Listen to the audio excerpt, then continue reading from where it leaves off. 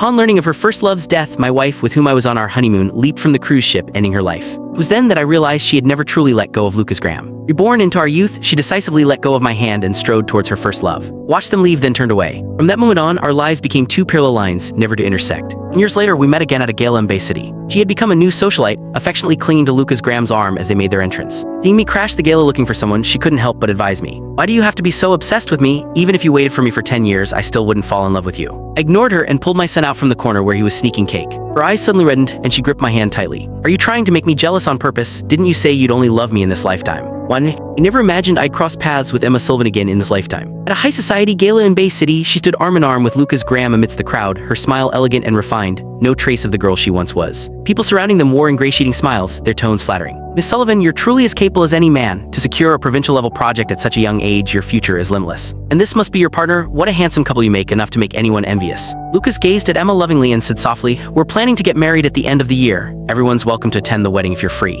Another round of congratulations followed, and someone asked, I heard you've been together for 10 years. Why are you only getting married now? I was curious about this too. In my previous life, Emma loved Lucas so much she was willing to die with him. After my birth, she immediately broke up with me. I thought they would get married right after graduation, but I didn't expect them to still be unmarried now. Hearing this question, Emma's face momentarily stiffened, almost imperceptibly. She quickly covered it with a smile. We wanted to establish our careers first, then start a family. I want to give Lucas the best life possible. She looked at Lucas, her eyes overflowing with tender affection. In my previous life, when she was with me, I proposed several times. It wasn't until her family pressured her that Emma reluctantly agreed to be with me. Apparently, the difference between love and indifference can be this obvious. I was about to turn and leave when I caught sight of a small figure from the corner of my eye. My body instinctively followed. Crash. Champagne spilled all over the floor, and the waiter holding the tray looked at me with displeasure. Where did you come from? Are you blind? His voice was loud enough to attract the attention of those around us. Seeing my face, Emma was startled. Jack Thompson, what are you doing here? I apologized to the waiter and explained, I'm here to find someone. Someone curiously asked Emma, Miss Sullivan, do you know him? Emma's hand tightened on her champagne glass, her gaze becoming heavy. Yes, an ex-boyfriend. Someone nearby blurted out, you've been together for 10 years. I thought you were each other's first love. Lucas's smile faded slightly. He took Emma's hand and said casually, we were young then, had a little fight and separated briefly. Who hasn't taken a wrong turn when they were young? Emma remained silent, her gaze passing over me to the waiter. But the damages on my tab, let him go. She stood there, her expression calm.